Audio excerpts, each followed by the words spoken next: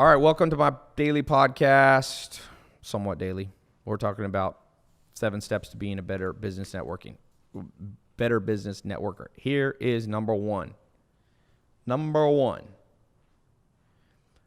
Whatever you think the importance of business networking is, in your brain, 10x it. That's how much more important it is. So step number 1 is realize you are underestimating the power of business networking. Say to yourself the old cliche, over and over again. It's not what you know, it's who you know. Literally. So just think about this. There's 2 people in the world trying to make money, trying to live life, live a badass life, enjoy themselves. Person number 1 we'll call Bob, and we'll say Bob versus Susie. Not to bring gender into it, but you know. So let's say Bob goes out there. He reads every book. He gets a PhD in business, goes to Harvard, is a Rain Man genius, and Susie knows everybody. Susie knows everybody. Let me ask you this. If you had to bet all your life savings on one person doing better in their career and how much money they make in their lifetime, who are you betting? Bob? Bob got a PhD, but he's sat inside his whole life. He's hardly gone out and met people. He's accumulated a tremendous amount of knowledge. He knows stuff. Who would you bet on? Now, I'm going to tell you the answer. It's kind of a trick question because both of them can do very well. Make no mistake. Bob can make a ton of money because Bob can become a hedge fund trader and create an algorithm that does very short-term trades, and he sits in a dark room. You know, if you've ever seen the movie The Big Short, that's what those guys were doing. You know, in The Big Short, the character, what was the main guy? Which actor played him? It was, no, not Steve Carell, the one who made the money, the hedge fund guy. It was Steve Carell and, no, Christian Bale. Christian Bale's character, he basically sat in front of a whole bunch of monitors. He read prospectuses. He read all these complex what they call, these collateralized mortgage obligations, CMOs, and all this stuff. And he basically figured out there's going to be a crash, so he bet against the crash, and he made $1 billion. One of my friends was one of the guys who made the money in Big Short, the real life character here in New York. One of my friend's brother made like $400 million bucks. And I forget which character played him in the movie, but these dudes so it's kind of a trick question because Bob could make a lot of money. But let me throw out the flip side. Susie has connections. She'll always be employable because people always want to hire people who know other people. If not only for the reason to be like, yo, let me bring Susie into the company. She can introduce me to somebody. Susie also will have her finger on the pulse of what consumers want. So she'll probably be 10 times better at marketing because you got to understand psychology and persuasion to be good at marketing. So I'd also say Susie's going to be happier. It's been proven over and over by scientists that a sufficient amount of extroversion is needed to be happy. Okay? People are extroverted. And I think you can be too extroverted. You can be too out there. You can be business networking 7 days a week, 365 days, going to bars, clubs, restaurants, dinners. You can do it too much. But in general, you should be a little bit on the extroverted side if happiness is your goal. Like I said, yeah, there's something called ambivert. So, some scientists disagree with the concept of ambivert, like the official Myers-Briggs Institute doesn't believe in ambivert. Ambivert means where you're like half extrovert and half introverts, okay? So I would say that Susie, if I had to bet my life savings, I'd bet that it's a better chance that Susie makes money than Bob. If Bob makes money, he'll probably make big money because a lot of times I feel like a lot of introverts fail, but the ones who succeed big because they basically sat in a laboratory and they generated some genius idea like Microsoft And they came up. But if you take Bill Gates, the richest man in the world, it's not just what Bill Gates knew. He connected himself to Paul Allen. He connected himself to, 100,000 employees ran Microsoft for him. He also connected himself to Steve Ballmer. Okay. Now, if you take Steve Jobs, had people problems. He wasn't good with people. He was not good at business networking. And even though Apple has now become the largest company in the world after his death, it was not the number one company in the world when he was alive. And he was thrown out of his own company and lost 10 years. And then he got cancer, and like pancreatic cancer, and died. So he didn't even get to enjoy it. And I have to think to myself, man, if Steve Jobs' business networking skills would have been better, I'm not going to say he would have been richer, because he was already as rich as you possibly really can be, but I think he would have been happier. And who knows the effect that stress has on things like cancer. A lot of it's genetic, but some of it's certainly environmental. So if you isolate yourself too much, some of you are entrepreneurs listening to my podcast, I'm telling you, you're in the damn house too much. I meet entrepreneurs, they launch a new business and they're like, Ty, I am grinding on my business. Well, okay, but sometimes the business will grind back on you. Sometimes the economy doesn't care if you're putting in 16 hours. You think the economy cares? Think people automatically buy your product because they read a little biography of you and go, oh, here's somebody working hard. Forget that. Everybody's working hard. The pizza delivery guy is probably working 3 jobs to support his family. The single mom working customer service, babysitting, this and that, she's working hard. Nobody rewards your efforts. They only reward what you do for them in terms of the value you bring to them. So when you business network, and this is why I said step number 1 is you realize you're underestimating the value of what I'm talking about today. Okay? So that was step number 1. Step number 2, to be a better business networker. I was talking about this a little earlier on my last podcast episode. If you suck at it, attach yourself to one friend, family member, acquaintance who's extremely extroverted. Bring them to every party. In dating, they call this what? Your wingman or your wingwoman. People forget to apply that to business. I got a guy, James Swanwick. I try whenever I can. I bring him to every event. I just went to this. Somebody had asked about Rihanna because they saw it on my Instagram and Snapchat. I went to Rihanna's dinner. I've been going once a year. She has a dinner called the Diamond Ball. That's why I'm out here in Manhattan. I got a place in Soho, but I also came out specifically because I want to be here. And it's every power play. If you want to be in the music industry, that's the event you want to go to. Heads of studios are there. Like I said, I was sitting with Future and Calvin Harris and Young Thug and DiCaprio. It was like, if you want to be able to name drop in life, forget name dropping. Like if you just want to meet everybody, they're all there. And I went there specifically knowing, as an entrepreneur, it's part of my job to be a business networker. I see it as part of my job. So like some entrepreneurs see it as optional. I don't. I'm like, that's part of the game. If you want to make money, you're going to have to learn to network. And if you don't think that's fair and you think that's evil, well, you can be the first person to get on Elon Musk's spaceship and move to Mars. Maybe it works different on Mars. But as far as I know, planet Earth, this is just the rule, like gravity when you were born. You have to make connections to other humans, even if you're an introvert, even if you don't like it. Okay? So I'm at this dinner, and a guy comes up to me, and he's like, hey, I follow your social media, and me and my friend, he was with a friend, we live out in Beverly Hills some of the time. We've heard you throw parties. Maybe we'll connect one time. So we just started talking. And it turned out this guy and his friend, the friend had started Poker Stars. Now, if you guys know the story of Poker Stars, his cut when it was sold was $4.1 billion. He's one of the youngest billionaires in the world. Not bad. Is that bad?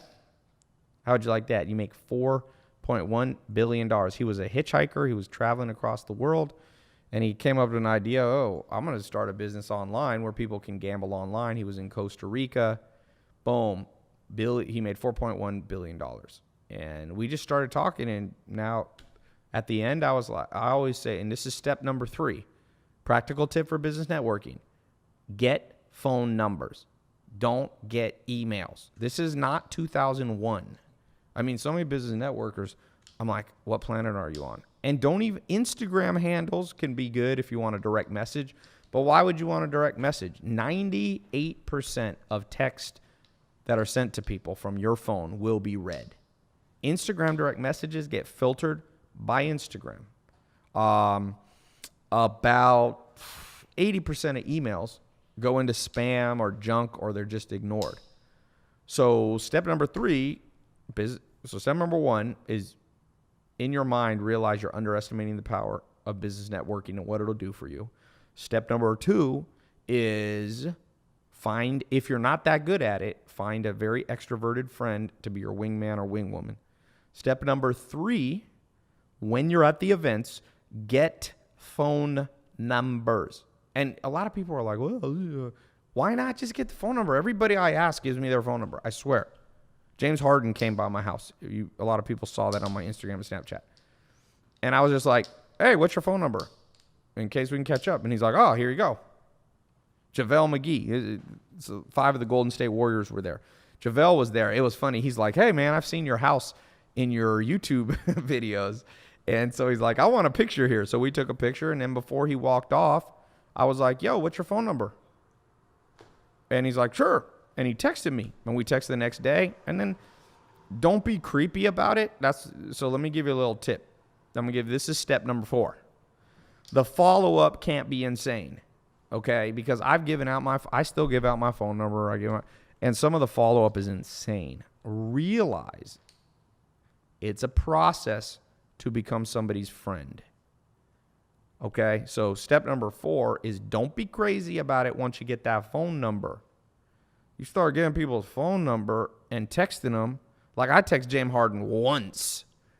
I don't know if I've even texted him back. I think I texted him. He texted me back and I texted him once, and that's it. Leave it alone.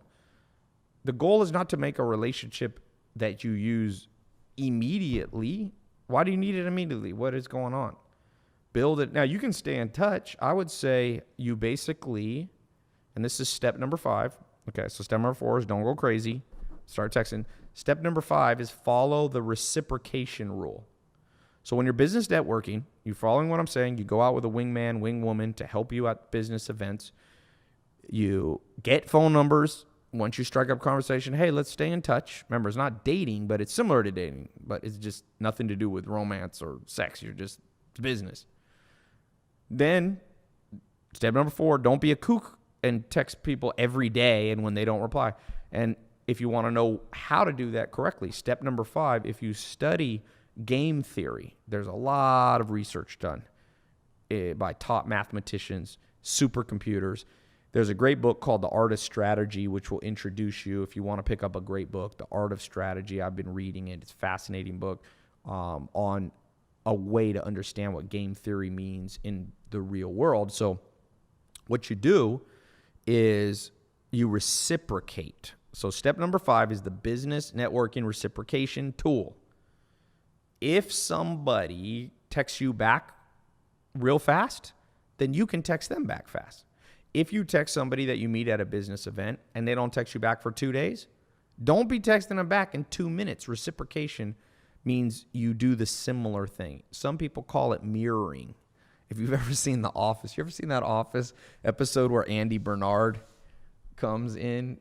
He joins the office, and he's like, you watch. They interview him on the outside and he's like, in 2 weeks, I will be promoted the most popular person. I will be using the clever art of I think he said handshakes and mirroring. So he goes into the office and he meets Dwight Schrute, and neither one will let go when they're handshaking. They're doing these power handshakes and they're both waiting for the other. That's all BS. And the mirroring thing, whatever Michael Scott said to Andy Bernard, he was like, good day to you. And Andy Bernard's like, well, good day to you, sir. He was trying to use this technique that you hear talked about, which is mirroring. If somebody's slouching over, you slouch over. If somebody's like, oh, hey, how you doing? No. And then you talk with high energy. If someone's making a lot of jokes, and there's some truth to that. I question it a little bit because in my experience, a lot of times opposites attract. So like if you meet an extroverted person who's all hyped up and you start mirroring it, all of a sudden they're like, holy crap, I already got enough energy. I don't want to ever be around this person. And so I think that like the mirroring thing is overplayed in the world. It's good in spots. No piece of advice applies to everything you do. But I'll tell you where mirroring works very well is knowing how often you should text somebody back that you just met at an event. So if they ain't texting you if they take 5 hours, do not be texting them back 5 seconds after they text you. Now, some people will be like, isn't this game playing? It's not game playing. The way I look at it, you're speaking their language. You see, their language is a language of, I don't like to be pressured. It's just like the difference between speaking English and Mandarin Chinese. You got to respect the fact that they speak Mandarin Chinese. And so you can't just go, well, this is my world. It's all about me. I like to be texted back instantly. They ain't texting me back instantly. Now, I don't think you have to do a literal crazy game of reciprocation, like time how long. Oh, okay, they took 17 minutes to write me back. I'm going to wait 17 minutes to write them back. It's not. If you do that and they catch on, they're going to think you're even weirder. If they think that you are timing, if you're timing the freaking their text and instantly texting back at the same time frame, hey, let me airdrop these to you real quick. So I think what a better methodology is the general gist of the thing. If they're generally taking a few hours to text you back, wait a few hours. But I will tell you, as part of the reciprocation, okay, and this is step number 6 if you're writing this down. My stepdad used to tell me, and this applies to all you musicians out there, leave them hungry. Leave them hungry. And I'll tell you this story. So my stepdad, my mom got married. I was born to a single mom. My dad was in prison. So she was still married to him when I was born, but he was locked up in Terminal Island in Long Beach, California. So I'm born in Long Beach, California. Then when I'm around 8 years old, she gets remarried to my stepdad, who's this really tall, big dude. He's like 6'7", 280 pound, big Italian guy. And he was super extroverted. He played the guitar. I played the banjo. He played the harmonica. And one of the things, I had a mixed childhood in the sense that some of it was not good, but some of it was good. And there's some good things that I learned from growing up. And one of them is keep them hungry. So principle number 6, keep them hungry. And this is what it means. When he would pull out the guitar at a party, he used to tell me, Ty, you ever been to a party where someone starts playing music and they play like a little bit too long? Like the first song, everybody was excited. Ooh, you're great. And then the second song, you're like, okay, this is okay. And by the third song, you're like, dude, I don't want to hear this person playing the guitar. That happens all the time, especially with performing. I tend to think that, man, what's up with Instagram? It's crashing again. Yeah, I might restart it. It's all on the correct internet. It's what? It's on the right internet. Is it just, that's weird. Here, let me take a question real quick. I'm going to take a few questions, then I want to finish that story. Someone said it's that Manhattan internet. Ty, the type of guy to prefer Instagram over YouTube. No, Ty's the kind of guy to stream on all of them at once. What you talking about, dude? Ty, do you have books by Eugene Schwartz? You mean Barry Schwartz? You changing his name, or is that his formal name? My last talk was with a guy named Barry Schwartz. Ty, what do I think? Somebody asked me, what do you think of Dave Ramsey? Yeah, I've read a little bit of his stuff, but I know he gives good advice to a huge audience. I think his audience is mostly like Christians and stuff and families, financial advice, So, yeah, good stuff. Man, learn from everybody. Nobody has all the answers. And some people have more than others, but you got to diversify not just your investments, but you also got to diversify who you learn from. So I tell people, some people get too into my stuff, only learning from me. I'm like, well, that's fine. You can do that for a time, but one of the things I teach people is read books. And I didn't write all these books, although I am working on a book. Go right now to tylopez.com/book if you want to pre-order it. I got it for like $7. It's going to be a lot more expensive once it comes out. So if you pre-order it, you're going to get it basically for nothing. While I wait for Instagram, Ty, what's your opinion on Grant Cardone's Millionaire booklet? I started reading it. I've gotten to know Grant Cardone a little bit. I was on his show when I was in Florida, and I was just texting with him a couple days ago. So I peeked through his booklet. It seemed good. I haven't finished it, but it seemed good. Ty only goes live when he's baked. I'm not baked, but I was doing Muay Thai kickboxing before this with a guy named Dago who trains professional Muay Thai and kickboxers here in Manhattan. So I got sweat in my eye, so it does look. I don't smoke much weed, just so you guys know. Ty, what's your top 5 books for self-development or entrepreneurs? I got a link on my website if you want to see a good one. Did you get that airdrop, by the way? I got it. It's finished.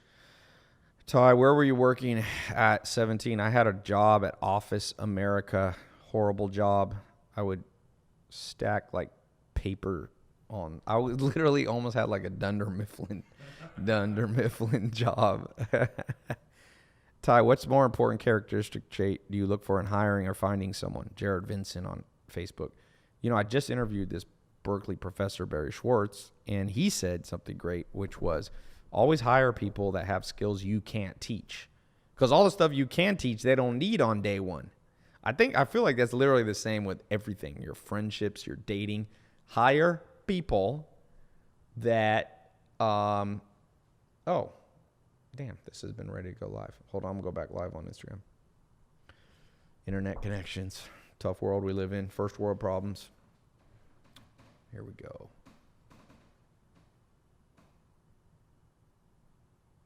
Checking for connection. How can musicians best utilize social media? We're having trouble starting your live video. Are you double check the internet? Did you check we're on the right one? Ty, you are the man. I've learned so much from you. On another person, this is the Ty, you're the man episode. Should you link your phone number with social media? Were you on the right one? I wouldn't necessarily put your phone number on social media. I mean, if you're a dude, if I was a girl, I don't think I'd put my phone number. Most guys don't care if random girls text them, but women don't seem to love when guys, especially guys, can be pretty creepy. We're going with network LTE. Oh, okay. All right, we're going to try going to plan B. Always have a plan. Second backup plan here. Okay. What's up? What's up, Instagram? We're back. I've been given 7 ways to be a better business networker. I'm on number 5. No, I'm on number 6. So I restarted. Here's step number 6.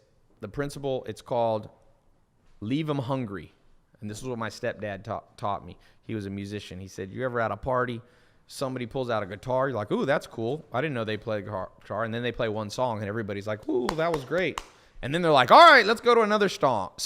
And all of a sudden, the second song, you look around the audience, people are kind of excited and listening, but a few people are walking off, going to get food, going to the bathroom. Then they finish, everybody claps again. Not quite as loud of a clap. Oh, okay. And now they pull out another song, and you're like, oh, hell no. And once in a while, there's someone who sits there, and by the end, there's just a little group. Everyone's left. My stepdad said, do not be that person. And it's the same with business networking. In the first 5 steps that I talked about, you guys are coming in late on Instagram. You can see the archive. I talk about, the importance of business networking. Step number 1 being way more important than most people realize. Step number 2 being bring a extroverted wingman or wingwoman with you if you're not good at it. Don't try to train yourself. Just bring somebody who's already good at it. You don't have to train them. Step number 3, I was talking about, get the phone number. Don't get their email. Don't get their Twitter handle. You can do that later, but get their phone number. And then I was talking about you need to reciprocate in how you text them, right? So don't be texting them all the time. And then I was talking about this principle of, very important principle of, leave them hungry. So in general, when you're texting with a new business networking connection that you made, don't be afraid to let them be the last person to text you. You don't have to reply back to everybody. Just leave it alone. And then the way the human brain works, we're attracted to whatever moves away from us. If you've ever taken 2 magnets, tried to push them together, what happens? They resist. So remember, if you're at a business networking event, other people are there business networking. So if they perceive you as hungry or thirsty, as they would say in the streets, and you push, it's like 2 magnets, you repel each other, and they'll be like, nobody wants to be around a desperate person, right? So just leave them hungry.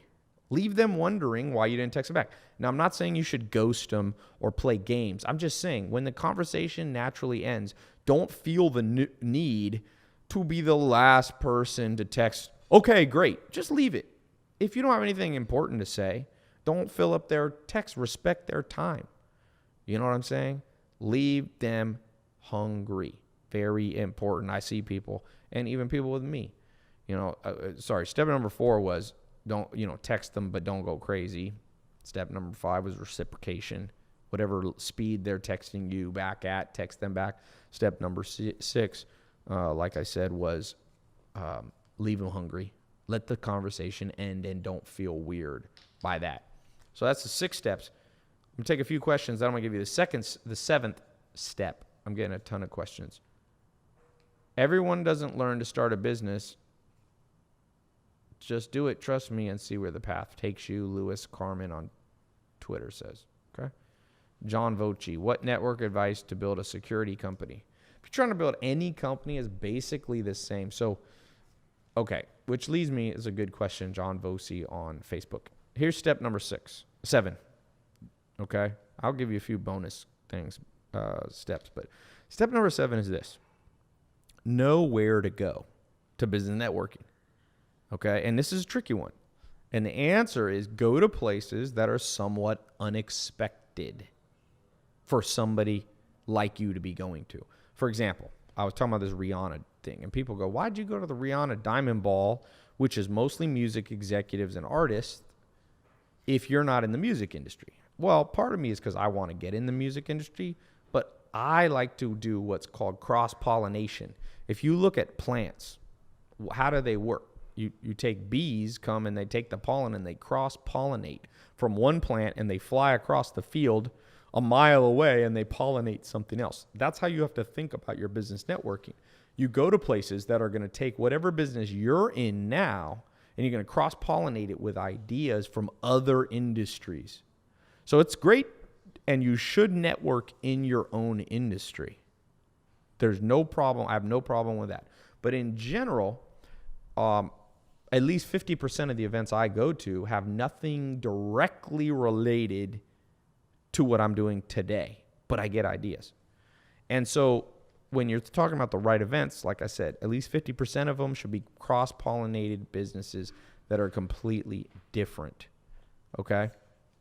The other thing is, go focus less on what the event is and more on how sharp the people are that are going to be there. So if I had a choice as an entrepreneur, and I could go to I don't know, I'm not in the, what's something business?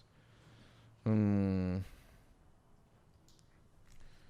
do I have in my hand here that I can, here, paper. Here's a notepad. I always keep notepads. If I could go to a paper convention like The Office with Michael Scott, right? I'm not in the paper business at all. But if I knew the sharpest people in the paper industry were there, I would go. Is he already on the way? Yeah. It's fine. I would go to that paper one over a social media one that's full of stupid people. So if the social media one had smarter people, it's not just smart, like book smart or IQ smart. It's sharp. You need sharp people. So you'll get more out of networking with a sharp person in a different industry than you're in, or even ever will be in, than you will going around people in your industry who are morons and have no common sense. So I really think, like, if the name of the event, I don't care what the name of the event is. I'm going, tell me about the average quality of person that's going to be in that building. And if the average quality is good, I'll go for anything. You know, it's a gold mining convention. Okay. Conference, seminar. I'll go. You know, it's somebody developing new HR security or, corporate security software. I don't care. I'm not in that business, but I'll still go there and be like, man, because here's the deal. If you get one tip that you can cross-pollinate into what you're doing, remember the word game theory. If you go to the same events all your competitors are going to, you're getting the same advice that all your competitors are putting in practice, and they're doing it at the same time as you, which necessarily means it won't work as well. One of my big advantages is I a lot of times, not always, have been able to stay ahead of my competitors because they're all going to the same events where I'm going to events that are completely different. I cross-pollinate and bring in ideas from other places, and all of a sudden I come up with an idea, not because I'm so smart, but because I cross-pollinated it. You know? So let's see. Hybrid thinking, someone called it. Lateral thinking. Yeah, that's a good way. I mean, that's what some people call this, lateral thinking. What advice would you give to grow a jiu-jitsu school? Cool. I do jiu-jitsu. I've been doing some here in New York while I'm here at my place in Soho. To grow any physical business, like you have a store, you have a restaurant, I'll give you a few pieces of advice. Okay. Number one, follow everything else I've been talking about. As you get out to conferences, seminars, mixers, charity dinners are great. The Rihanna thing I was at is a charity dinner. As you get out and go to those, can you ever have a protein shake? That's what I need. Just a simple one. Your jiu-jitsu school is going to grow because you're going to meet somebody who connects you to a marketing channel that you didn't know about. They might be like, hey, I've been advertising in the newspaper and it's working great for me. Because believe it or not, old school advertising sometimes works. Sometimes billboard works. Sometimes, radio ads work. And sometimes they fail. So if you're cross-pollinating ideas, they spent their money learning that radio ads don't work. You don't have to spend your own. So it becomes a propulsion. You propel yourself much quicker than if you're doing it by trial and error. Remember this. One of the great books of all time is by a guy named, I interviewed him not too long ago, Richard Dawkins. He was voted at one point the smartest man in the world. And what he says in his book, The Selfish Gene, is that organisms that only learn through trial and error die out. And he's talking about species and evolution. They die out because trial is costly, right? And error is often deadly. You know? Someone said, Ty, Richard Dawkins is kind of stupid. Whoever wrote that, I question your intelligence. Richard Dawkins is not stupid. You might not agree with all his theories, but that's like calling Arnold Schwarzenegger, and that's like calling The Rock weak. You might not like how his body looks, but you wouldn't call him weak, would you? Would that be your first adjective when you met The Rock? Oh, this guy's weak.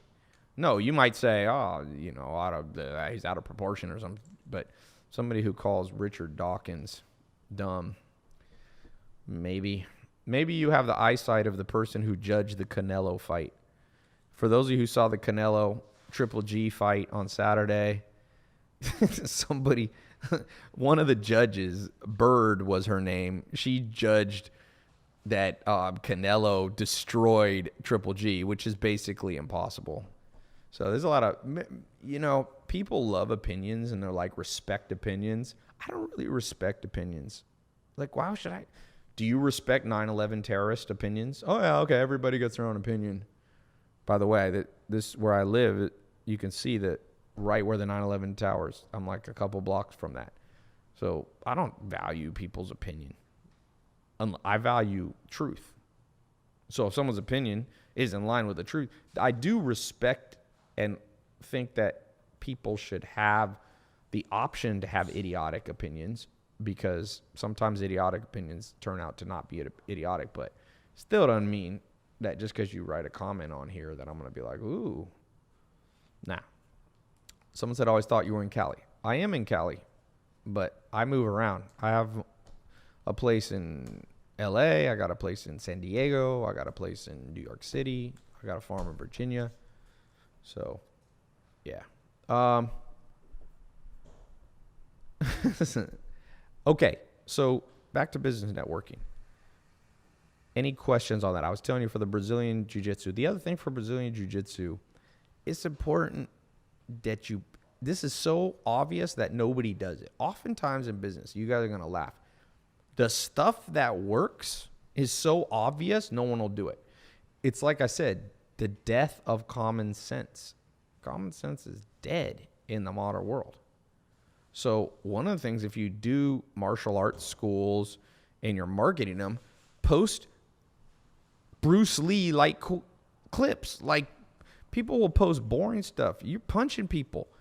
Do your craziest thing on another teacher there, like, throw them across the room, do a flying arm bar, do a helicopter arm bar, and put that on social media. That's how you market it. A lot of people just put in generic pictures. By the way, the future of marketing is videos, not pictures. Pictures will always have a place, but in the long run, they will always be beaten by videos. Videos work more in line with the human brain. Did you grow up? Did you think your eyeballs take still pictures or video images? Yes, they take video. So whatever mimics the natural the natural inclinations of your brain, the natural neural pathways, is going to do the best. So get some good video. Ty, by the way, your location on, I would turn it off if you're in Manhattan. Yeah, I don't think that map will actually show you where I am. But you can drive around New York if you want to find me. It'll be kind of rough. Within a 1 mile radius of where I am, or even within 500 feet, you can have a hard time. Ty, you look like a young Lionel Richie. Lionel Richie? Do you know what Lionel Richie looks like? I don't think I look like Lionel Richie. But I'll tell you this. Lionel Richie is one of the best singers of all time, man. A lot of people only know him because of Nicole Richie, his adopted daughter. But, man, go listen to that old school. Lionel Richie is one of the best singers. And he just had a great voice, man. Hello, is it me you're looking for? Yep. Does your social media secrets help with video marketing? Yes. I had a program open. Now I closed it. Social media secrets. And I was showing people all kinds of secrets. Marketing equipment. Man, I'm doing all this right here, reaching so many people every month just with a couple iPhones. I have 4 or 5 iPhones. All right. Okay, so let's go back to business networking. Any questions specifically on that? I answered one for a Brazilian Jiu-Jitsu person. Someone wants me to talk about raising venture capital. How can your program help real estate agents? Okay, Rod Watson 3. Here's the deal. Let's talk. I'm going to stay on target here. We're talking about business networking. If you're in the real estate game, whether it's as a realtor, as an investor, you want to start in real estate, don't just go to real estate meetings. At least 50% of the business networking events, the charity dinners, the conferences, the seminars, the local events in your town should not be real estate ones, because then there's no cross-pollination. You know what incestuous thinking is? Incestuous thinking is like all people in the same group thinking the same thoughts and talking to each other and networking with each other. You don't want that. So At least, you know how like in marriage, you don't marry your first cousin? She's too related to you. That's a good way to think about it. So for the person who asked here, I forgot your name, in real estate, as an agent, you need to network more. Because again, as a real estate agent, guess what? If you hang out with too many events with other real estate investors, if you're an investor, or agents, if you're an agent, then who's the buyers? You need buyers. So when I'm out networking, I'm not a real estate agent, but if I was, I'd spend a minimum amount of time around people in my industry. Like, that would not be great. Cyber says, I want to be a real estate investor. I'm opening up the real estate course I did with a guy named Cole Hatter. Soon. Watch on my website. Who is the most intimidating, successful person you've ever met? Luigi_HDZZ on Instagram. Most intimidating. I mean, I've had some very interesting conversations with Elon Musk. He's a pretty baller guy. Rihanna is Rihanna is, I don't know if Rihanna is the most popular person in the world. By the way, at that dinner on Saturday, or what day was that? So was that Saturday? I think it was Saturday. Yeah. Or Friday. Or Thursday. Jeez, I don't remember. Time flies. Someone said Pablo Escobar is behind you. Yeah. Beyonce showed up. I'd say the two most popular people in the world, not just by like Instagram followers, but like people actually love them. Rihanna is one of the most popular people in the world. Like, you never really hear people hate on Rihanna. The Kardashians have a lot of numbers, but half the world loves them and half the world is mad at them. So Rihanna can be an intimidating person because everybody at this Diamond Ball dinner, I felt like she was the queen and people were showing up just to kiss the ring. It was like Beyonce showed up, Jay-Z showed up, Dave Chappelle was there, Kendrick was there. They're all there wanting. Trevor Noah was there, Future, DiCaprio. So, but here's the deal, why I don't get really that intimidated and why you shouldn't get intimidated in a business networking session or environment is that at the end of the day, there's an old saying, everybody puts on their pants one leg at a time. Like, people are much, and I've actually found that the most successful people are much easier to talk to. The crappy people that you can't learn it, anybody who's hard to talk to is probably not worth talking to. When I meet people, I had dinner with Steve Ballmer. He's worth $32.5 billion today, or last time I checked. He's easier to talk to than some of the idiotic entrepreneurs, cocky people that I meet at conferences. Literally. It's so funny. It just cracks me up. I'm like, somebody said bit of name dropping. No. I was asked a question, most intimidating person. So who do you think I'm going to say? John Smith? Why would that be intimidating? Intimidating. By the way, let's talk about name dropping for a second, because I feel like we live in a world that's overly butthurt by all things. And one of the things that you should know, and I posted this as a tweet recently. If you're not following me on Twitter, you should. I post some things that I only post on Twitter. Jealousy is often hidden. Okay? Jealousy is often hidden in criticism. So when people criticize you, like, oh, you're name dropping, they're not mad at you for name dropping. They're butthurt that they didn't meet those people, almost always. So you don't want to be a name dropper in a weird way, but there's times that you need to say, for example, this person taught me something, and you need to say their name, because the human brain operates across a spectrum of cognitive biases. One of them is the authority bias. Another one's called the association bias. And these things, there's a reason that Coca-Cola pays celebrities to hold their Coca-Cola. And to be able to say, McDonald's says, LeBron James eats our food, at the Olympics. That's name dropping. But they are smart, and they build a 25 to 30, I think McDonald's is doing about $25 to $30 billion a year. That's name dropping. Like, that's fucking name dropping. So whenever you meet somebody who's like, I like to do things that I know kind of piss people off. Why? Because it only pisses off the bad people. So it becomes what I call smoking out the haters. It becomes a filtration system of absolute morons. Like, you should post a little bit, not too much, of bragging stuff on your Facebook, because all your real friends will be like, damn, that's pretty badass. And all your fake friends, and some of them are family, by the way, some of them you're dating or married to, they'll be all butthurt because jealousy is hidden in their criticism. They're not criticizing. And it's a great test. So, like, on social media, I love when I see a negative comment, because then I know you can either block them or you can destroy them. Those are two things that you can do. And sometimes you got to mix it up.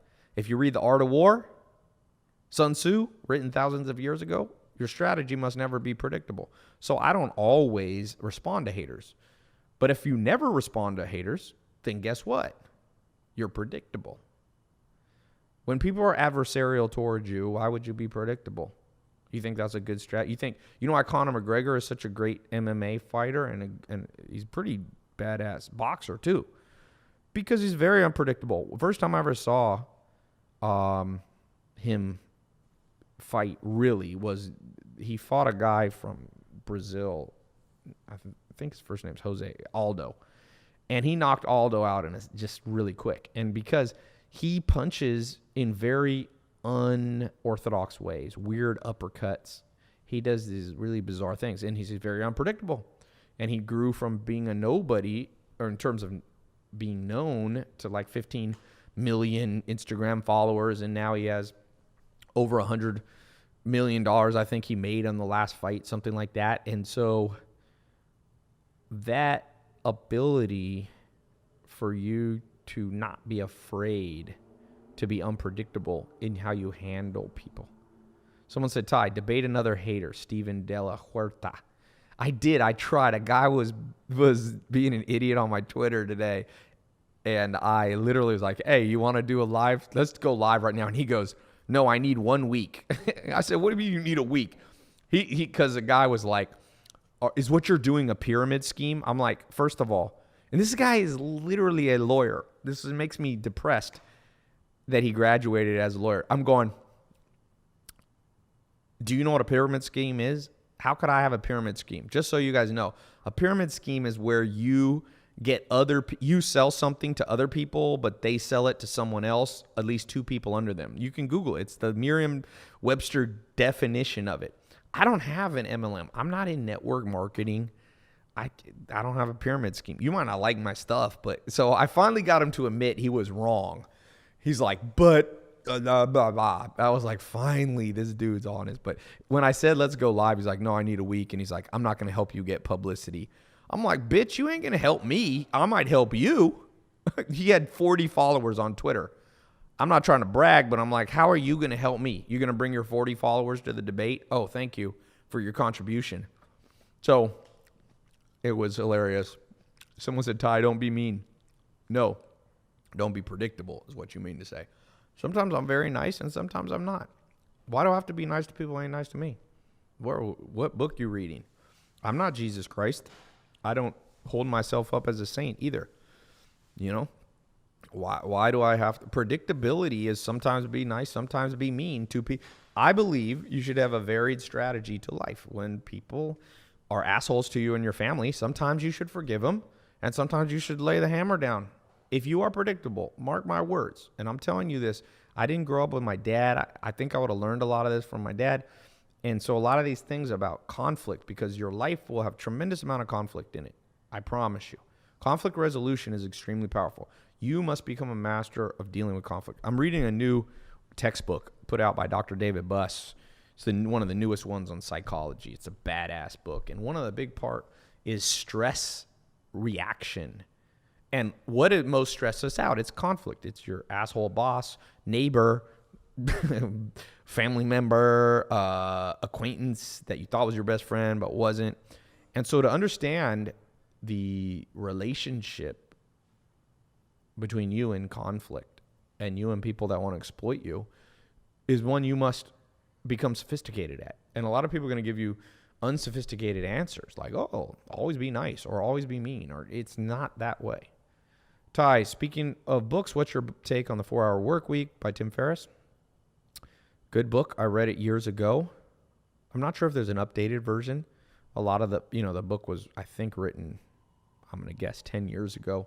A lot of that stuff, it talks about using virtual logins to your home desktop. Like, it was before the cloud was written. But I think the general principles, I think Tim Ferriss is a very smart guy.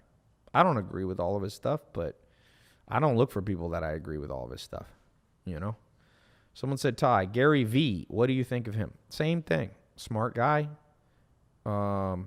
Built business empire. He was over at the house. We interviewed each other. I interviewed him. Again, just like Tim Ferriss, just like everybody I've ever met, I agree with some stuff and we agree to disagree. So everybody got a different emphasis. Like Tim Ferriss's emphasis is life hacks. Okay? And of course he is more expansive than that. That's not like all that he does, right? Like Tim Ferriss talks about a lot of life hacks. Like that's the whole point of the 4-Hour Work Week or the 4-Hour Body. Like you can just lift, 4-hour bodies. Like you can lift a kettlebell and not have to work out. And that's, it's like, and for people that want to just be in like moderately good shape, that's going to work. I don't think you become a top performing athlete. And I don't think Tim Ferriss is trying to say that. So I think that there's an emphasis different. Gary V very much emphasizes like the role of hard work. Which just like with Tim Ferriss, I agree and disagree. So I agree. Basically, the way science shows is that hard work is about 20% of the equation of success. There's 5 factors. There's a personality inventory called the Hexaco, consisting of 25 subfacets of your personality. One of them is called conscientiousness. It's been proven over and over, and it's really the only scientifically proven personality trait related to success. It's called conscientiousness, and it's really 4 factors. So you could say diligence, otherwise known as hard work, is 25%. So 20-25% is hard work. And Gary V talks a lot about that 25%. But there's 3 other aspects. One of them is prudence, which is basically street smarts and also ability to make good decisions and be smart. There's also organization, which is the ability to take chaotic things. And that's a different skill. That's not hard work. It's a completely different part of the brain. And then there's another skill called perfectionism, which is being very good at double and triple checking your work. And that's another trait. So Gary V has his emphasis, and sometimes we disagree on what should be emphasized, but everybody in the game basically on the same side. There's no, people like to create drama and go, oh, this person that. It's just like in music, people trying to. And Grant Cardone has his own angle. Grant Cardone is obviously he's very much into sales and very much into real estate. So like I said, this is why you diversify how you learn. You learn different things from different people. My emphasis is about life. And I think life is a broad spectrum thing that's very easy to misunderstand. And I don't think that I'm very much into learning from experts. That's a little different. And you can judge what you think works best. It depends how you measure it. Everybody thinks their way works better, but people lie, but numbers don't. That's what I often say. So Tim Ferriss, Gary V, they've been in the game a lot longer. I've been an entrepreneur for a long time, probably as long or longer than them. Maybe not as long as Gary V's older than me, but I've been in the game a long time. But I wasn't doing social media or public facing. I was doing traditional entrepreneurship where you're kind of behind the scenes. And so I've kind of popped on the scene very quickly in the last couple of years. That pisses some people off, blah, blah, blah, But I got my emphasis. Everybody thinks they're the best. I think logically mine's the most superior, not because I'm superior at all. In fact, it's the opposite. Mine's superior because I try to not emphasize me. I try to be like, you want to learn about decision making? Don't listen to Gary Vee, Ty Lopez, Grant Cardone, or Tim Ferriss. We didn't spend our life studying decision making. Let's talk to Barry Schwartz, who I just had on my podcast, who I just had here, who I recommend you read his book, Paradox of Choice. I don't say, hey, listen to my take on psychology. Listen to Tony Robbins' take on psychology. No, forget that. I studied Dr. David Buss, who wrote the textbook and spent 40 years studying evolutionary psychology and taught at Harvard and conducted personally, literally, most or was involved in most of the research that's being used in the modern world. Like, so he's got hands-on in the laboratory. So I think my approach, and that's why it's my approach, is one that's the most logical to me. But that doesn't mean that, that doesn't mean that you don't learn from everybody. So, what Abraham Lincoln said, you should learn from everybody. Sometimes it's what not to do. Somebody said, do you like Tony Robbins? I love Tony Robbins. Do I agree with every part of Tony Robbins? No, and I don't want to. I wouldn't want to live in a world where I agree. Tony Robbins has his emphasis. Tony Robbins' emphasis is very much about state of mind. He has many things he teaches. But if you were to congeal it down to like one core teaching, it's like change your physiology, change how you feel, change how you act, and things like that. And I think that, that's like I think that's fine. But do I think it's a complete system? No. And I think Tony Robbins knows that, and Gary Vee knows that, and I know that, and Grant Cardone, and all these people that people look. The other thing is one slight difference for the most part from all of these. Even though this sounds weird for me to say, I don't necessarily see myself as a motivational speaker. I don't want to be known as a motivational speaker. I don't even see myself as an entrepreneur as like what I want to be remembered for. I always say on my tombstone, I call this the tombstone test. When you die, what do you want written on your grave about you? In your like ideal world, what do you want written about you? I don't want entrepreneur written. I definitely don't want motivational speaker. Why? I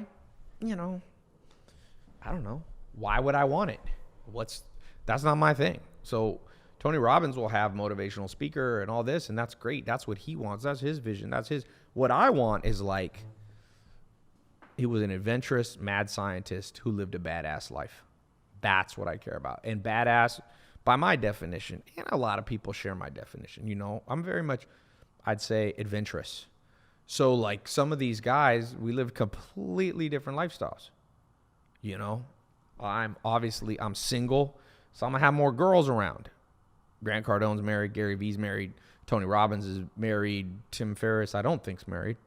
So I'm going to talk about women, and some people are going to get pissed off. I'm going to have I'm basically almost like my life is like a 24-hour, not quite 24-hour, but let's say a 24-hour reality show where I just show the camera, and some people are like, wait a sec, Ty, why are you showing yourself salsa dancing? Like, blah, blah, blah. And I'm like, well, that's all part of my plan, which is live a badass life and share what I'm doing. And if that gives other people ideas, then they go with it. But that's what I want to be remembered for. And I think you got to think about that for yourself. Like, what do you want to say? You were a great father, a great mother? Or you want that to be your main thing? Then go out and get married young and have a lot of damn kids. One of my friends, Joe Pace, we've been friends since I was like 2 years old. We went 2 different paths, and I don't think my path's better than him. And I don't think his path's better than me. They're different. One of the greatest sayings of all times is there's no solution. There's only trade-offs. So he got married literally to basically his first girlfriend. He got married at, 20. He had 4 kids by the time he was like 26. And I got none. And that was like his goal. He wanted to do that. So he's winning. And that wasn't part of my plan. I didn't want to have 4 kids by the time I was 26. So I got different goals. So that's why I said, think of your tombstone. I told you I'd give you a few bonus things. We talked about the 7 things you need to know to be a better business networker. And now I'm talking about like some other things unrelated to business networking. It's all kind of related, but what do you want on that grave of yours? Because we all headed there quicker than you can think. And not everybody's living to 100 years old. Not everybody's living to 50. Some people, guarantee you, some people will be off this planet, maybe me, the next time I do this live call. So you have to, as I think it was Thoreau or Emerson said, you got to suck the marrow out of life. Like when you're eating like good chicken or good steak, sometimes you bite down on the bone and you get like every little piece of meat off of it. You're like, yes. Someone said, how about Dan Bilzerian lifestyle? Dan was over at the house. Dan Bilzerian got his goals and he's definitely pulling off his goals. Dan Bilzerian likes action. He's an action guy. He likes poker. He likes women, obviously. And so who am I to judge his thing? My main question is, as long as you, whether you're Dan Bilzerian, me, or anyone else, are moving towards the goal you would like to have, and that goal makes sense, there's like common sense, it's not idiotic, then I'm like, great. I think that's fine. So I don't know him that well. I've met him. He's been at the house for a few hours. But I don't, he's certainly good at social media and he's got a good team behind him. I know some of the guys that have worked with him. And so, he got a different life than me. So I can't live that life. Like his dad was very successful. Now when I say that about people, I don't think that takes away from what Dan Bilzerian's done. Just because you,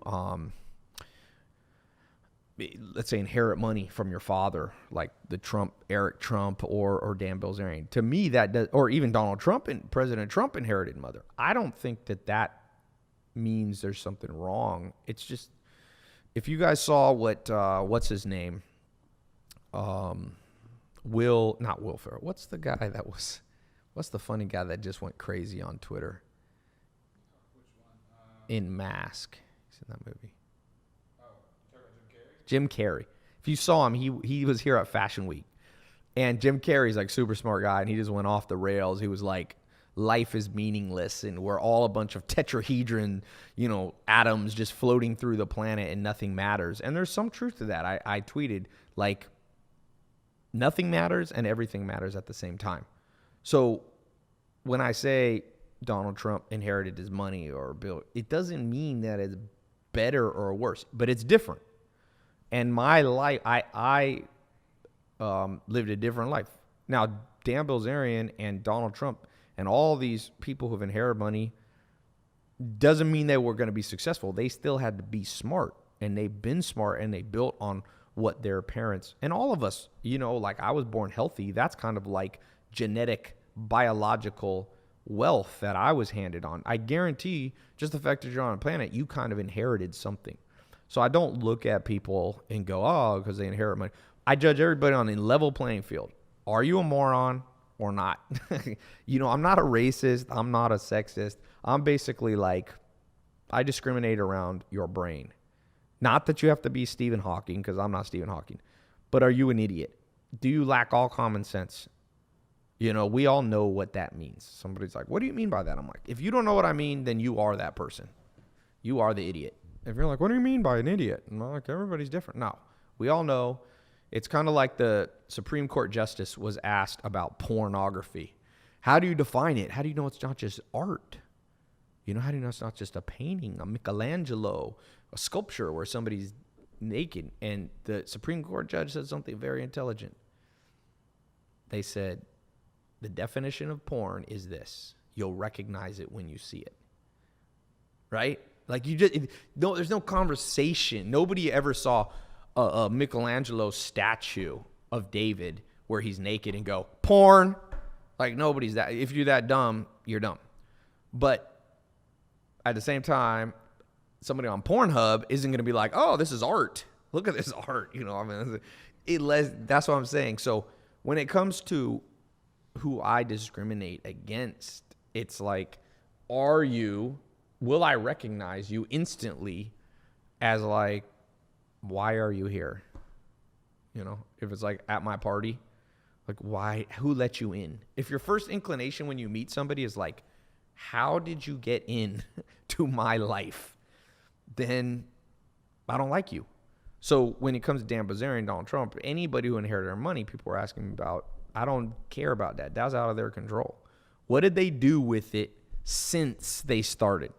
You know what I'm saying? And Dan Bilzerian had built an empire on a foundation that he got. Like I said, everybody's different. Same with Gary Vee. I think I'm right on this. I don't know exact story, but Gary Vee's father, came to America, was a very successful immigrant, and I don't want to speak too much because I don't know the exact story, but he built a wine business, but it wasn't that successful. And then Gary took it, his son, and made it super successful. And I think now it's Gary and his brother. So they built off that foundation. So that's awesome. So you can't fault them because sometimes people say, well, that person inherited something. Well, you can't just discount that. But I will tell you this. I didn't have that exact opportunity because my dad was in prison. My mom was a single mom. She didn't know about business and she couldn't help me. So I really didn't have any entrepreneurs at all in my family. My grandma was kind of successful a little bit. She was good at saving money. So she saved up, and then when there was the rise in the economy and real estate, 2007, she did the best. But she wasn't really an entrepreneur. My grandma was actually a German professor, because she came from Germany. And everyone else in my family there was one person in my family who ever made $100,000 a year, 1 year. And it was my uncle, Bill, who was a lawyer. I mean, not a lawyer. He was a car salesman. And I think maybe one of my other uncles was but I didn't have anybody to really guide me. So I had to go outside the family. You know what I'm saying? So you got to look at your situation. That's why I say business networking is so important, because you begin to meet people, right? And as you meet people, all of a sudden you take away, oh, okay, their situation was different than me, but here's something I can apply to my life. I'm literally like a gold miner, going around taking chunks of gold, little bit at a time, out of different mines around the world. And that's how you got to think about it. And hopefully you're on this podcast and you get one piece of gold, or the one before I just did with Barry Schwartz, Jim Soroka said, Ty, you changed my life. Well, thanks. You probably changed your own life, but thank you. Michael Yagaloof said, speaking truth, Ty. Someone said their parents haven't spoken to them for a long time. Tasha said, Ty, how did you end up living with the Amish? I told you, on my gravestone, I want it to be Ty's an adventurer. And it's funny, a lot of people think, Ty, like, oh, you're materialistic. I'm like, you have to look at my overall life. I haven't optimized for material stuff. With the one exception, I do like cars. I've always liked cars from a little baby. I feel like it's like something I was born with, because my grandma said it started at like 1 year old. And so that you could call that a materialistic thing. I admit it. I don't care. I had took a plane. Oh, damn, YouTube comments come fast. So a couple things. Depending on when you're listening to this, those of you live, this is for now. But I got something I'm coming out with. By the time you listen to the podcast, it might be out. I built the 67 steps, let people join that program for about 2 years. I'm still going to keep it a little bit, but I'm kind of retiring it because I've got new stuff, which is updated. It's basically Foundations of Wealth. And I'm going to do it insanely cheap. Like some of my stuff's like $10,000 and different stuff like that. But I want to create something that will help. It's funny. My audience is like the common man and the common woman. Obviously, I get celebrities and things and billionaires that follow my stuff. But at the core of it, like when I walk down the street in New York City, it's like every time I go to an event, like the Diamond Ball, it's like the bouncers, the valets, the waiters, they are coming up to me. And part of that is because people are cocky. Like high-level people don't always like to admit that they already know you, But so I want to create a course that's such a low price so that basically everybody can get in. And I'm going to teach you what I think. I think there's 12 foundations of wealth. 12. Now, there's obviously more, okay? But I'm trying to, look, the whole point of a book is like get to the point. So I'm trying to get to the point. I think there's 12 principles of success, literally. I'm sorry, specifically around financial wealth. My 67 steps was like around life. There's like 67 things I needed to know about life that my mentors taught me. But with the 12 foundational things, the 12 foundations, that's what you need to know about money. So there's basically, for example, you need to understand, and this is also updated for the most cutting edge for the year we live in. Not for, I built the 67 steps in 2014. And that's good. But what works in 2014 is not always relevant for 2017. Or it won't be relevant for 18 or 19. You have to update it. It's just like iPhones. We're not still rocking the iPhone 4. Hopefully. Some people are. But the foundations, for example, you need to understand the psychology of people, reading people. There's the book, How to Win Friends and Influence People. That was written by Dale Carnegie a long time ago. I think the updated one, because the world is much more complicated, there's much more insane people in the world, I'm fairly sure. Well, I know for a fact because there's more people. So numerically, the ratio, even if it stays the same, of how many crazy people there are in the world, there's a lot more. If 1% of people are crazy, in the year 1900, there was about 1 billion people on the planet. So you'd have roughly 10 million crazy people. Now we have 7.3. So there's about 70 million insane people. And I'm not talking about mental illness like people that you should feel sorry for, but I'm talking about psychos.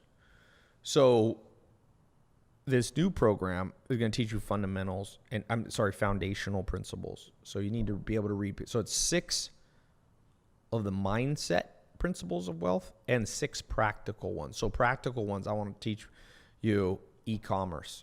I want to teach you tech. I want to teach you social media. I want to teach you marketing, the marketing, sales, persuasion side, entrepreneurship, which to me is how to launch ideas quickly.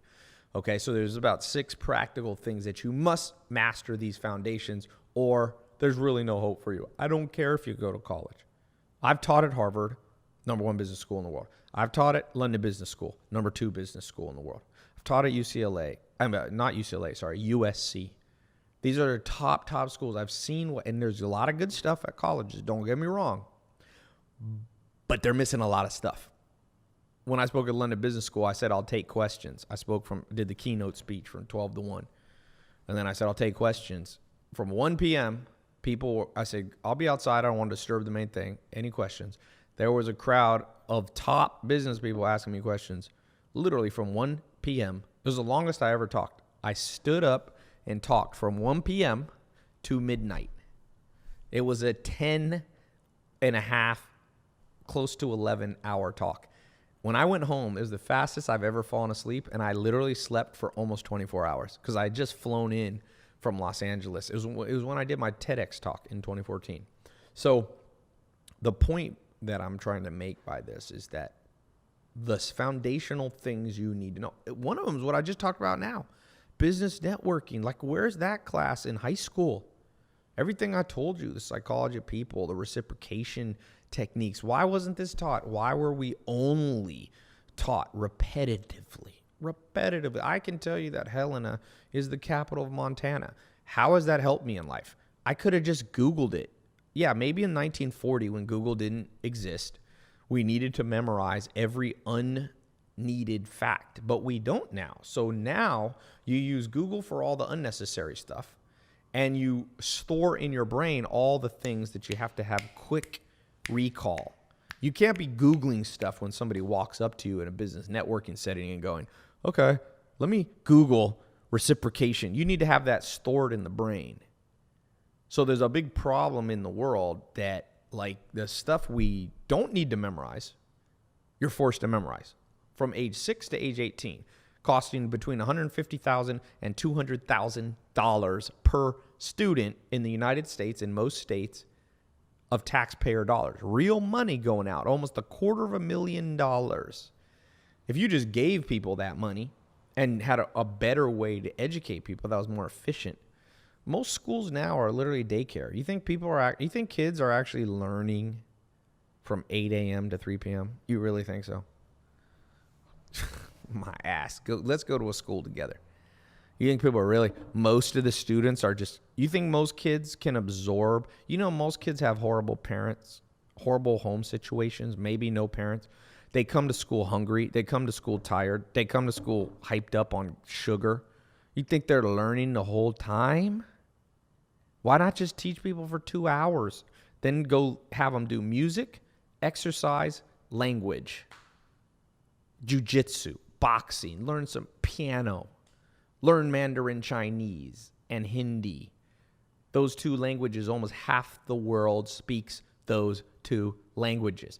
Would a good school system that's properly updating itself and not staying antiquated in the year, 1643, our education system is not much different than 1800s and even 1700s. We don't have one room classrooms. We just have one big room. So whatever you do, not only rely on other people to learn, but rely on self-education. As Jim Rohn said, a formal education will make you a living, but self-education will make you a fortune. Not guaranteed, but if you look at people who made a fortune, whether or not they went to college is irrelevant. It's how much self-education and whether they became a learning machine. Some people ain't learning machine. Some people are one-time learners. In fact, most of the world goes to school, college from 18 to 22 years old. And literally, if you read the statistics, they don't read another nonfiction book from start to cover. From cover to finish. They don't do that for about 4 years after school. So they've taken all that outdated stuff. How much do you think 18-year-olds are learning as freshmen at Arizona State or at SDSU? Not to pick on Arizona or San Diego State. You think most 18-year-olds are going there just hyped up, ready to learn? Just, woo, this is a great use of the Pell Grant or whatever scholarships they're getting. No. Why do people have to only go to school from 18 to 22? I'd rather live in a world where everybody takes one college class, either online or in person, for the rest of their life. Why we have to try to condense stuff? Now, there's some things you must condense because after age 25, it becomes harder to learn a musical instrument and a language. So why not condense the goddamn, pardon my French, stuff before 25, primarily around the things you can only learn at 25? The death of common sense has come to this world. Not one person that I brought this up, whether they're in education, PhD, can give me one cogent, intelligent rebuttal to what I said.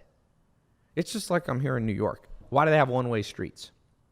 I looked up the science. One-way streets are very inefficient.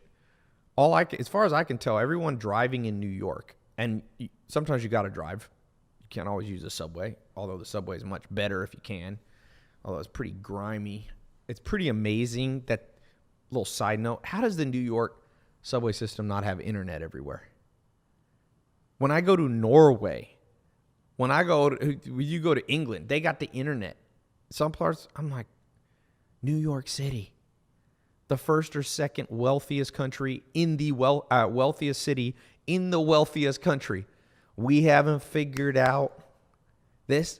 We also haven't just gone on Google, do one-way streets work? No, they cause more trouble. I just read a fascinating article on it. So change them. Just change it. All you have to do is put more lights on the backside of the poles that are already there so there's lights both ways. Ooh, that's so hard. Elon Musk can put man on the moon, but the New York city infrastructure, well, that's too hard, Ty. Do you know what we'd have to do? We'd have to buy lights, get electricians to wire them. Ooh, oh my God, how do you do that? What are we in freaking, I feel like we're like literally 1901. We're like, maybe cars will work. Like, this is, that's why I was saying, if you listen to what I'm saying, you will get a sense of all the opportunity there is in the world for people who can think through things. And that's why I emphasize the brain more than anything, more than hard work, more than grinding, more than hustling, more than, even though every one of those is important, you got to know the first things first. The first things first is, how do you get the brain to work right? Your brain. I was talking at the beginning of this episode, I was talking about how to get the brain work correctly around business networking, And now I'm expanding it to all things. It's important that you are able to think through problems. That's why before, if you were listening this whole time, I had Professor Barry Schwartz on, who devoted his life to the question of why the heck do humans that have higher IQs than dogs and make stupider decisions than dogs. The more I the more I learn about people, the more sometimes I'm like, wait a second, people, oops, shit. Well, that was a mistake. I accidentally blocked somebody that I wasn't trying to block them.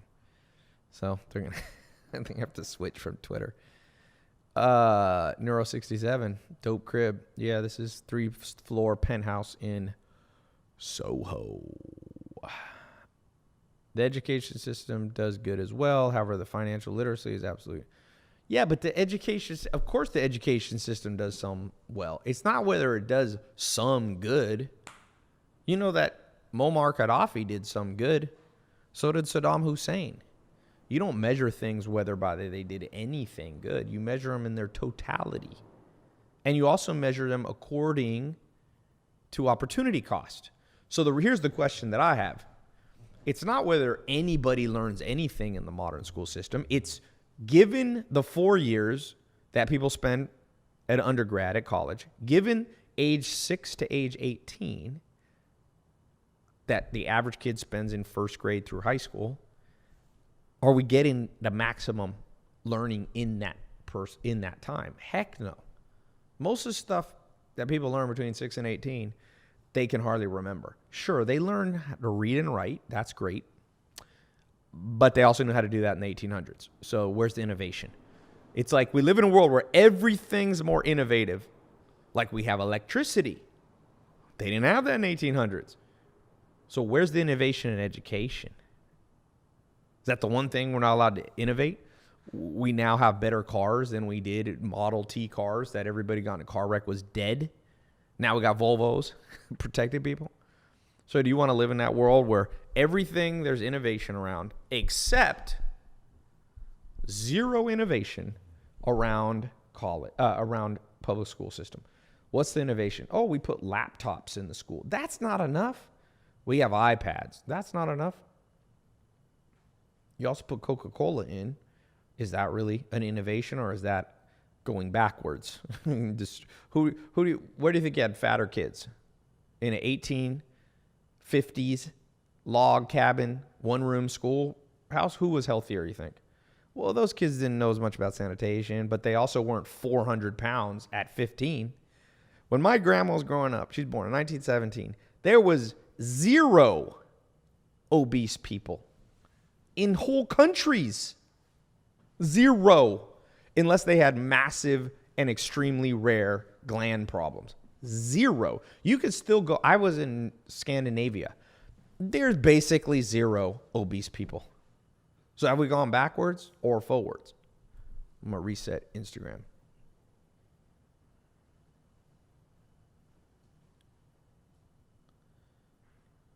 I'm going to go here in a second, but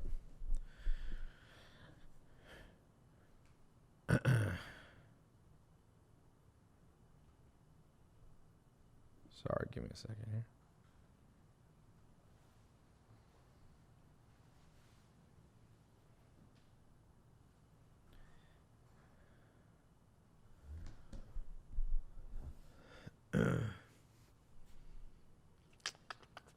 All right. I think I'm going to go. Oh, I forgot I turned on Instagram. Shit. What's up, Instagram? I forgot you were there.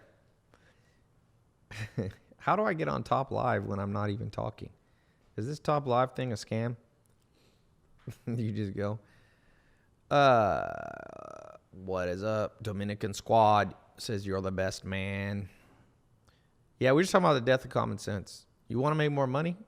A lot of people ask me how to make more money. You know, I took $100, turned it into tens of millions. And I did that because somebody taught me common sense. And I don't always follow it, so sometimes I'm an idiot. But when I follow the advice my mentors gave me, it rarely messes up. When I don't follow, I mess up almost every time. So let me take 3 last questions. We're going to end. How many cars do you got, Buddy Ross 2 on Instagram? I have 6 right now. I have 2 Lamborghinis, an Aventador Roadster, and a Gallardo. And I have a Ferrari 458 Spider convertible. Got 2 Rolls Royce. One's a Dawn. Those are convertible, blue one. And one's a Ghost with the Starry Night on it. And then I have one, what other car? Oh, I have a Maserati. Oh, yeah. Let's do a little giveaway, too. What should I give away? Dun, dun, dun. Oh, yeah, where's a GoPro? I don't have a GoPro here, but I'm going to give away a GoPro to somebody who's been, I'm going to ask a question, see who's been on here the longest. How did you turn $100 into millions? It's basically called bootstrapping. What bootstrapping means is you take $100, you do something entrepreneurial, you make money, you take the profit, and you reinvest it back in business. So now you have $200. Then you do the same thing, you make a profit of 200. So now you have 200, your old 200 plus new 200, now it's 400. You do that again, it's 800, and then it's 1600, and then it's 3200, and 6400. And the number just goes up until the next thing you know, it's millions. So it's a safer way than trying to make too much money too fast. Making money too fast is like running upstairs too fast. What usually happens? You fall on your face. Moonshine. I love people's comments. I feel like something's wrong with Instagram. Here's why. The most intelligent comments come on YouTube and YouTube. The intelligent but also idiotic are on Twitter. Facebook's in between. And Instagram, I don't know if it's the interface. They might need to work on it. People type bizarrely short and weird things like, yo, bro. That's like an Instagram common sense. Does Instagram only allow like 2 words? It's weird. It's weird. Oh, what about a restaurant fight with the owner? Yeah, I did if you guys saw my Instagram, I went to this pizza place after One Oak. Went to One Oak after the Rihanna dinner. They had this after party there. So I go to One Oak. We get out. We're hungry. We get pizza. I go in. They got 2 entrances. I go to the first entrance. They're like, you can't go here. This is exit only. So we go to the the other entrance. And we go in there, get our food. It's me, Smalls, and 2 girls, Jenny and Min. We're eating. And somebody calls me. And it was too loud. So I walk out. I walk off out the door number 2, which is the exit. I'm on the phone for a minute. I hang up. I go back to eat my pizza, and where everyone else was eating pizza. And the door is locked. So Smalls goes to open it, and this bouncer dude of the pizza place comes running over. Do not open. He reminded me literally of Dwight Schrute. You see that one where The Office where Dwight Schrute is in charge because everybody else left. Ryan left. Michael Scott left, and Jim left.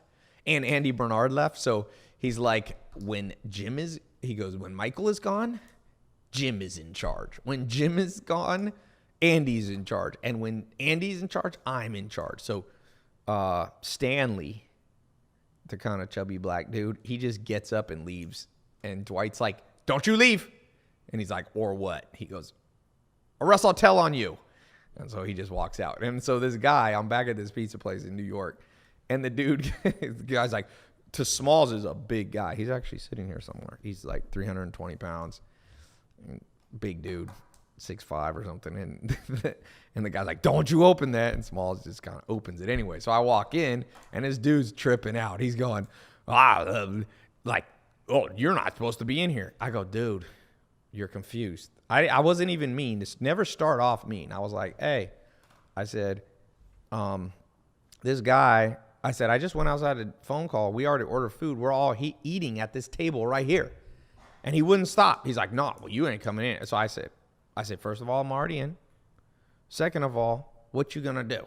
I was like, I said to him, are you that guy that gets 1 inch of power and now you just trip? This guy was like, So finally, I said, I've learned great thing to do in any situation where people are idiots.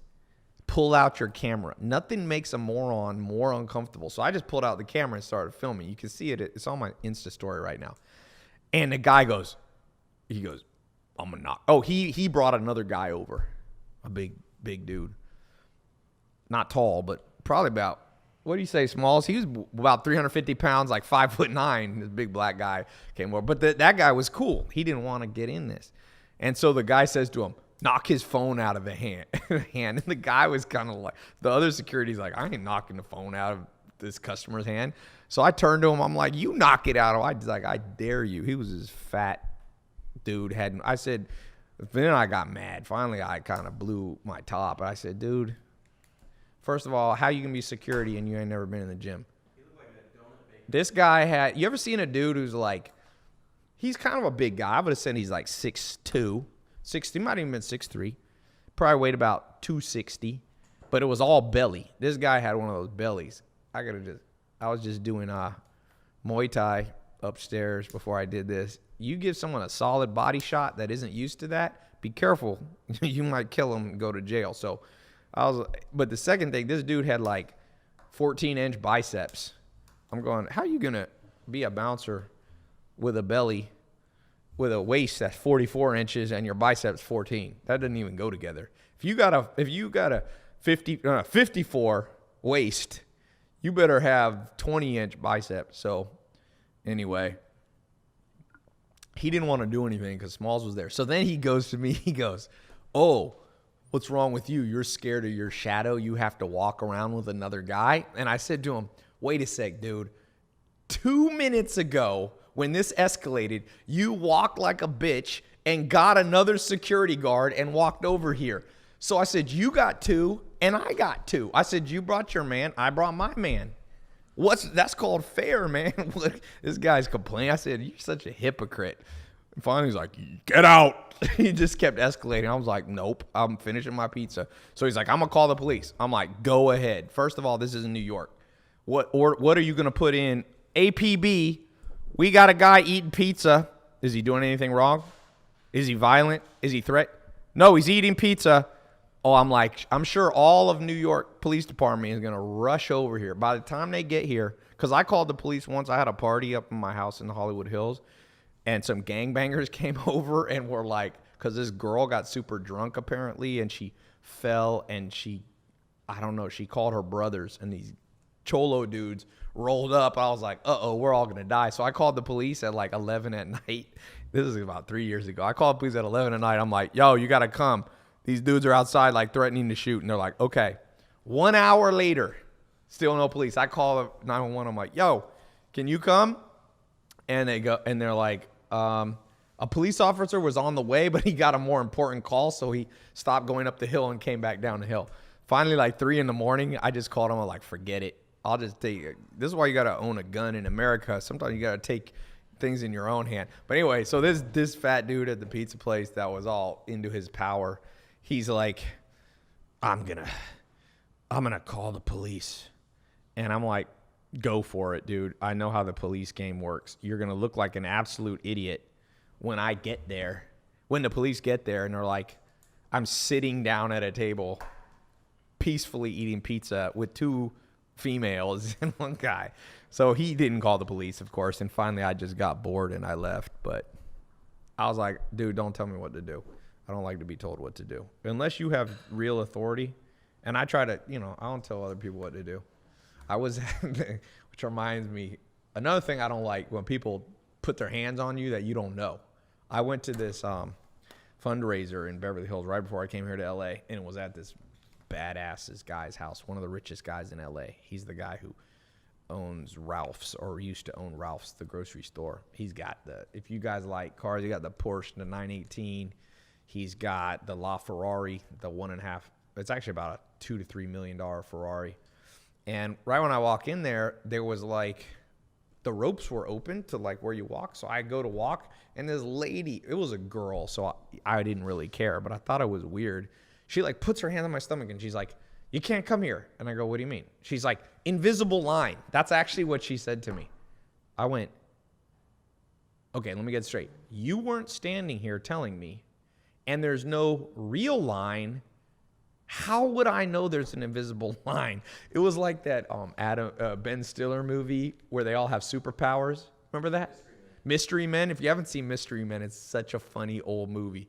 And Mystery Men, one of the characters, they have like fake superpowers.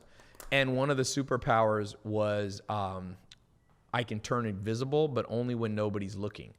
So if you look at me, I instantly turn visible. Anyway, that's how I thought with this line. I was like, what do you mean? This thing is invisible line. I told the lady, I just gave her advice. I was like, don't be putting your hands on people.